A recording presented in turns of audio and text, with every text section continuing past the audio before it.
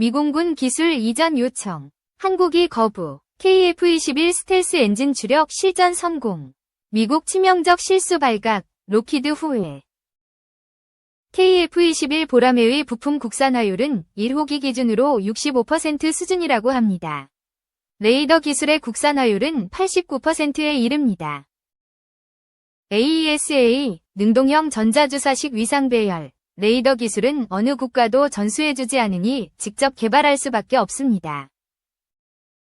2014년 배치된 첫 국산 전투기 FA-50 파이팅 이글 외 국산화율은 60%였습니다.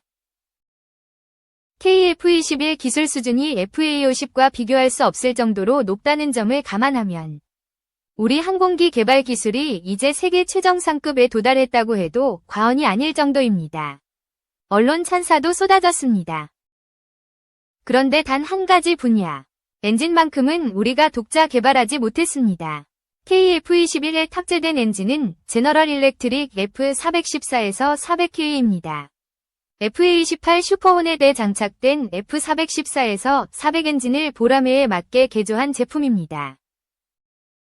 물론 500만 시간이 넘는 비행시간으로 신뢰도가 높은 장점이 있지만 사실상 첫 주력 전투기가 될 기체의 심장을 우리 손으로 만들지 못했다는 아쉬움이 있습니다. KF-21 엔진 국산화율은 현재 39% 수준입니다. 핵심 기술은 여전히 먼 나라 얘기입니다. FA-50도 지휘 직전 모델인 F404에서 배기 엔진을 썼습니다. 불가능이 없는 나라 한국은 왜 전투기 엔진을 못 만드는 걸까? 25일 국방기술진흥연구소 국기연 연구팀에 따르면 항공기 엔진 시장은 미국의 지휘와 프렛 휘트니, 영국의 롤스로이스 등 세계사가 분할하고 있습니다. 특히 지휘는 유럽 합작사 CFM 인터내셔널 까지 앞세워 세계시장 점유율이 58%에 이릅니다. 여러 차례 전쟁을 거치면서 항공엔진을 국가 전략기술로 육성한 미국과 영국은 해외 기술 이전을 막는 방식으로 시장을 독과점 형태로 유지하고 있습니다. 우리 노력이 아예 없었던 건 아닙니다. 2020년부터 방위사업청은 5500LBF 파운드임 추력 단위 급 엔진을 개발하고 있습니다. 1986년 도입돼 퇴역을 앞둔 KF-52 제공 후 3250LBF보다 조금 높고 경공격기로 분류되는 FA-50 11000LBF 위 절반 수준으로 선진국과 기술 격차가 큽니다. 전문가들은 퀀텀 점프는 없다고 단언합니다.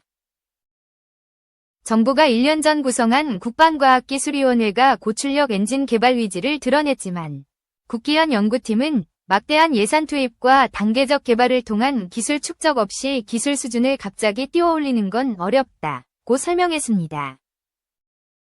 국내에서 항공기 엔진을 개발하는 전문 인력은 국방과학연구소와 한국항공우주연구원 등 정보기관 80여 명, 민간기업인 하나에어로스페이스에 120여 명 등 200여 명에 불과합니다. 돈 먹는 하마일 뿐인 영역에 투자할 기업은 많지 않습니다. 반면 지휘 등의 기업에는 연구개발 인력이 한 곳당 우리의 40에서 50배인 8천에서 1만 명에 이릅니다. 한국에서 1년에 배출되는 석박사급 인력은 30명 수준입니다. 정부가 대대적으로 육성하려고 해도 뒷받침할 인프라가 없습니다. 국가 역점 사업인 반도체 분야와 비교하면 눈에 띄지도 않을 정도입니다. 답은 이미 나와 있습니다. 민간이 나서기 어려운 분야라면 국가 차원의 투자가 필요합니다. 엔진은 국가 안보와 직결된 분야입니다. 그럼 문제를 하나씩 점검해봐야 합니다. 현재 국내에 있는 항공엔진 고도 성능 시험 설비는 주로 소형 위주라고 합니다.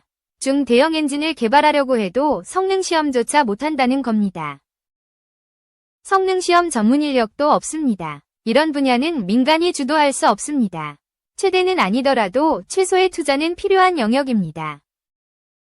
첨단 엔진을 개발하는데 15년이 걸린다고 가정하면 2037년부터 9조 4천억 원의 부가가치를 얻을 수 있을 것으로 추정됐습니다. 민간 항공엔진 시장 규모를 3천조 원, 군수용 시장은 3조 원으로 추정해 산출한 수치입니다. 우리가 터보팬 시장 점유율을 1% 정도 점유하기만 해도 큰 이익을 얻을 수 있다는 겁니다. 물론 기본 인프라를 갖추는데 천문학적인 비용이 들어갈 수 있습니다. 그러나 우크라이나 전쟁 이후 FA-50 수출이 이뤄지는 등 전투기 수요가 급증한 점을 감안하면 전투기 엔진에 대한 투자가 손해가 아니라는 점을 인식해야 합니다. 특히 이번 전쟁에서 성능을 10분 발휘한 무인기 시장이 폭발적으로 증가할 것으로 예상돼 무인기 엔진 개발 전략이 필요합니다. 연구팀은 국내외 주력기의 추력이 11,000년에서 17,000lbf인 점을 고려해 향후 15,000lbf 급 무인기 엔진 개발이 필요하다고 봤습니다. 이 무인기 엔진을 바탕으로 22,000년에서 40,000lbf 추력의 고성능 유인기 엔진 개발로 확장해 나가야 한다는 겁니다. 연구팀은 국방과학기술위원회가 컨트롤타워가 되고 방위사업청에는 실무조직인 첨단항공엔진 사업단을 만드는 방안을 조언했습니다. 민관군 합동항공엔진협의체를 구성해 전문인력 양성 전략을 수립하는 것도 필요하다고 합니다. 1차 목표로 해외 엔진 제조사 대비 20%, 즉 항공엔진 연구개발 인력을 800에서 1000명 수준으로 키우는 방안을 제시했습니다. 결국 가장 중요한 문제는 돈입니다. 고성능 첨단 엔진을 개발하는데 얼마나 많은 예산을 투입해야 될지 연구팀조차 구체적으로 제시하지 못했습니다. 그만큼 천문학적인 예산이 투입돼야 한다는 의미입니다. 일본이나 중국도 예산을 물쏟아붓듯 투입하고 있습니다. 우리 정부의 의지가 필요한 시점입니다. 2. 국제유가 배럴당 $200 가나, 최악의 시나리오, 보니, 원자재 이슈 탐구. 이스라엘의 이란의 에너지 시설 공격 여부가 초미의 관심사다. 일각에선 이스라엘이 이란 원유 수출항 등 기반 시설을 공격할 경우 국제유가가 배럴당 $200까지 갈 수 있다는 전망까지 나왔다. 브렌트유 사상 최고가는 2008년 기록한 배럴당 $147.5다. 최악의 시나리오부터 최선의 시나리오까지 점검해봤다. 최악의 시나리오는 이란의 호르 무즈해협 봉쇄다. 하루 수출량이 170만 배럴 정도인 이란의 수출이 중단될 뿐만 아니라 사우디아라비아와 아랍에미리트, 쿠웨이트 등의 수출까지 가로막을 경우 유가는 단기간에 배럴당 $100를 훌쩍 넘어설 것으로 예상된다. 이란이 정권의 운명을 걸고 이스라엘뿐 아니라 미국과 일전에 나서는 상황을 가정해야 한다. 이란의 지도자가 공습으로 사망하거나 나탄즈와 이스파한 등의 핵시설 또는 석유무역의 중심지 카르그섬 등의 수출시설과 대형 유전이 폭격으로 완파되는 극심한 타격을 입었을 때 예상되는 모습이다. 사태가 장기화하면 배럴당 $200 가까이 오를 가능성도 배제할 수 없다. 공급 부족을 완화하기 어렵기 때문이다. TD증권의 상품 전략가인 데니얼 갈리는 CNBC에 문제는 석유 증산 여력이 있는 국가가 중동, 특히 걸프만 국가에 집중돼 있다고 분석했다. 그러나 유전과 수출항 전면 공습은 미국이 강하게 반대하고 있다.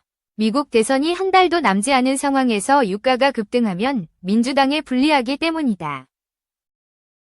조 바이든 대통령이 지난 3일 이스라엘과 이란 원유시설 공격에 대해 논의하고 있다고 언급하자 당일 유가가 5% 이상 급등했으나 다음 날 바이든 대통령은 내가 그들 이스라엘 위 처지에 있다면 유전을 공습하는 것 외에 다른 대안들을 생각할 것이라고 강조했다. 이란 핵시설의 경우 이스라엘 단독으로는 전투기로 공습하는 게 불가능에 가깝다는 관측이 나온다. 요르단, 시리아, 이라크 등 타국 영공을 통과해야 하는 문제도 있고 이를 극복한다고 해도 너무 멀다. 200km 떨어진 레바논 베이루트와 달리 이란 핵시설은 1500km 이상 떨어진 이란 내륙의 지하 콘크리트 벙커에 있다. F-15 전투기가 공중급유를 받아도 2000파운드 벙커버스터 BLU-109를 주렁주렁 달고는 가기 어려운 거리다. 파이낸셜 타임스는 이란의 지하 핵시설을 한 번에 확실히 파괴하려면 3만 파운드, 약 13.6T, 위 GBU-57 벙커버스터를 동원해야 하는데 이는 전투기로 운반할 수 없고 대형 전략 폭격기가 있어야 한다고 지적했다. 게다가 러시아제 S-300 등 방공망과 이란 공군의 저항도 만만치 않다. 미 의회조사국은 이란 핵시설 폭격을 성공시키려면 각종 지원기 등 항공기 100대 이상의 폭격 패키지를 동원해야 한다고 분석했다. 이는 이스라엘 공군 전력의 3분의 1을 동원해야 한다는 얘기다. 뉴욕타임스는 이스라엘 당국자들은 보복 공격에서 이란 핵시설을 타격할 당장의 계획은 없다고 한다고 보도하기도 했다. 물론 이스라엘이 핵시설을 겨냥해 장거리 탄도미사일을 발사할 수도 있지만 완벽한 성공을 보장할 수 없다는 점에서 가능성이 작다는 얘기가 나온다. 한두 곳의 수출항이나 소규모 시설을 공격하는 선택지도 있다. 이란은 여러 곳의 수출항을 운영하며 파이프라인으로 일부 원유를 호르무즈 해협 바깥쪽인 오만해의 대체 석유 수출 터미널로 운송해 수출할 수도 있다. 이 경우 공급 차질로 유가 오름세가 가팔라질 전망이다. 마흐샤르 석유 터미널을 비롯해 호르무즈간 인근 파이프라인과 석유 저장 탱크 등이 목표물로 예상된다. 시티은행은 이스라엘이 소규모 석유 인프라를 공격하면 최대 1일 45만 배럴의 일시적 생산량 손실이 발생할 수 있다고 추정했다. 이란 원유 운송량의 약 90%를 처리하는 것으로 알려진 카르그섬 시설을 부분적으로 파괴할 경우에도 일부 수출 차질이 예상된다.